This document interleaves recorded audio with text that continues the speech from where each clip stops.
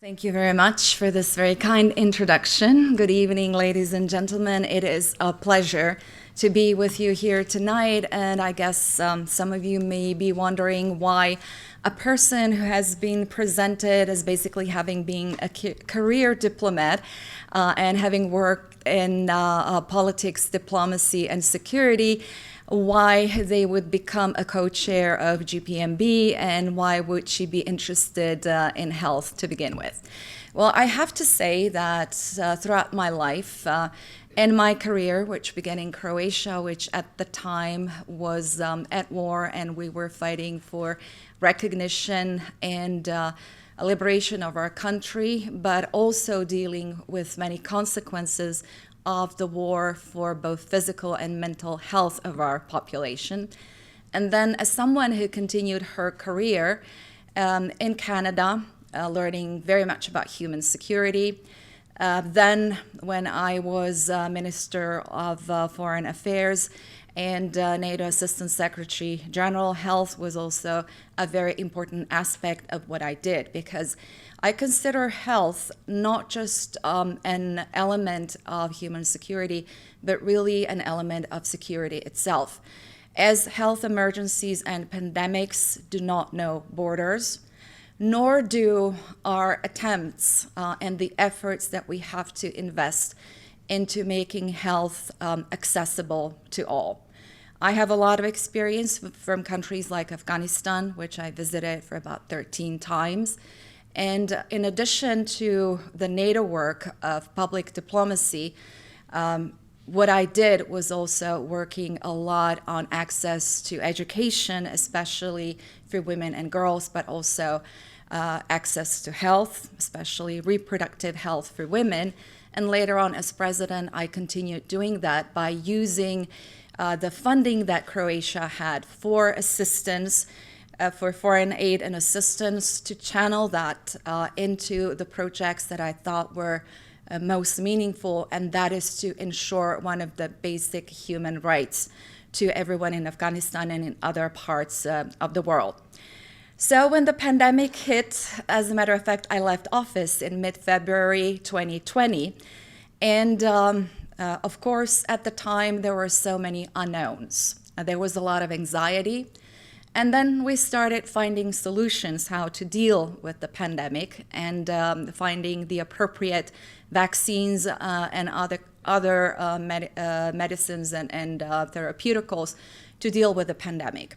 However, I also saw the many inequalities, inequities, and the fact that everybody says that no one is safe until everyone is safe really does apply, especially to pandemics and to other cross-border threats to our security. So I started working on connecting people to bring systems to bring about vaccination in parts of the world that unfortunately were not ready to be able to provide for their own human security in that aspect. So as someone who has been in public service her whole life, I believe that we have to use both our personal and positional power in order to advocate for aspects that contribute to the common good and to the well-being of the whole of the humankind. And this is how I look at my position as a co-chair of the GPMB as well. So both personally and as a co-chair of the Global Preparedness Monitoring Board, I'm determined to bring together as many sectors and actors as possible to ensure that we change the way that we prevent, prepare for, and respond to public health emergencies. And where better to do that than here in New York at the margins of UNGA, especially during a week that is dedicated to health in so many ways. I am also inspired to be speaking to friends from the private sector who share such a strong commitment to stronger and more effective pandemic prevention, preparedness, and response.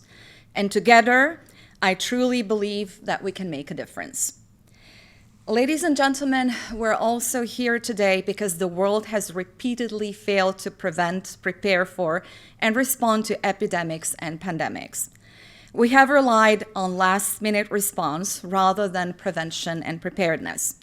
We have neglected fundamental pillars of pandemic PPR: trust, equity, and solidarity. And we have failed to reach out to key sectors and communities who are critical to emergency management. If the teachings of Ebola and Zika were not enough to shock us into action, COVID-19 clearly showed us the devastating human, economic, and political costs of those failures. But despite high-level commitments to reform at the WHA, the G7, G20, and at the UN, we are seeing some signs that the world's attention is being diverted to other crises and challenges, and that our commitment to solidarity and equity risks unraveling. Some have called it pandemic fatigue. And this must absolutely be averted. The 3 health-related high-level meetings, and in particular the one on pandemic prevention, preparedness, and response, represented a historical chance to work together differently, building the foundations for a robust global health architecture that is coherent, equitable, and accountable. We must recommit to that goal today. Let me explain what I mean by working differently. Working differently means moving beyond traditional health actors to engage all sectors that need to be involved in the complex management of health emergencies, in capacity building, and in the financing of reforms. That, of course, includes the private sector. Working differently means defining gaps in preparedness and solutions to address them as carefully as we can through independent monitoring, and powering these solutions through sufficient, sustainable, and well-targeted funding. I take the liberty to insist on this need for precision because we know that right now governments are struggling to finance health reforms, whether in the form of domestic or international funding or their own. Others are helping and will need to help more, but smart, targeted investment are still going to be needed. So I will focus today on how we at the Global Preparedness Monitoring Board are working with others to try to make this happen. Let me first say a few words about the origins and role of the GPMB, although some of that has been mentioned.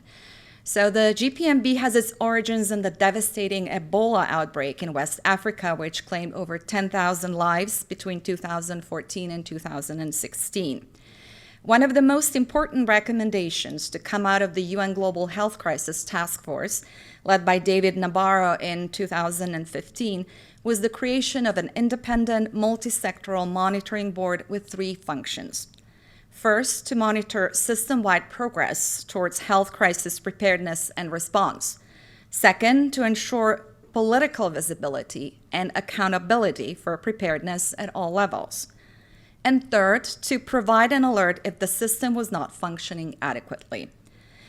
Acting on this, the Director General of the WHO and the President of the World Bank established the GPMB in May 2018, recognizing that monitoring helps us enhance trust and accountability across sectors and levels of society. Monitoring also galvanizes political action and commitment.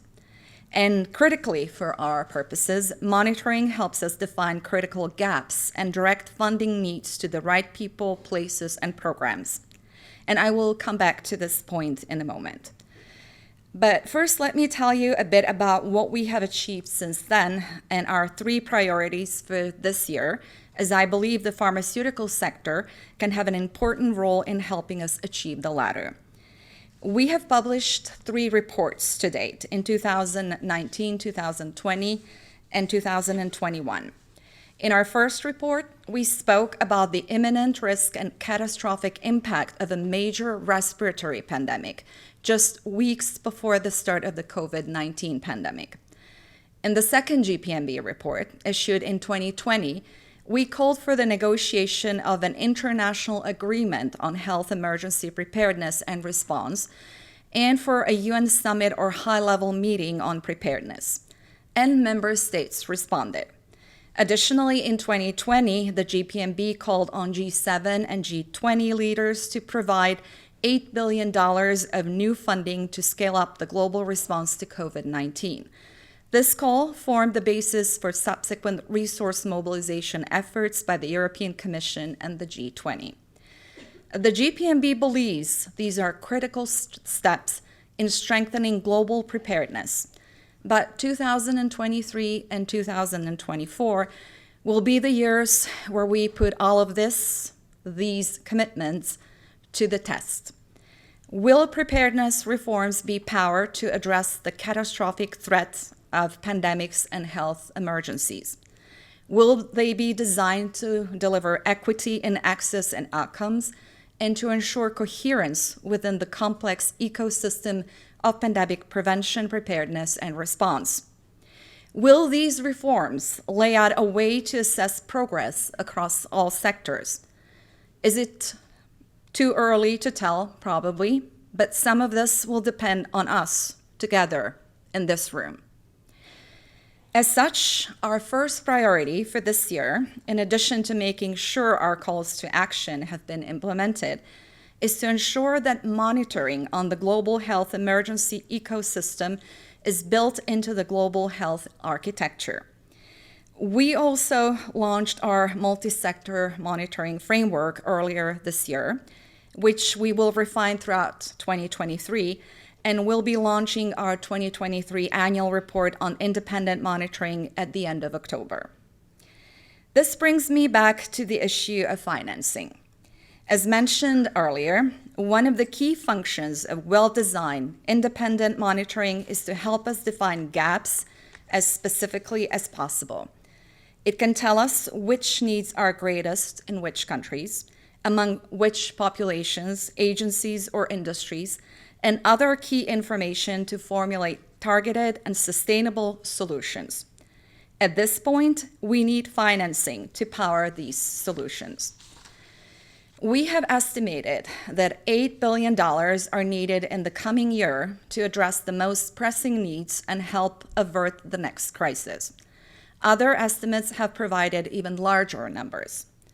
Multiple mechanisms have been or are being created to address this need, seeking to address domestic, regional, or international funding.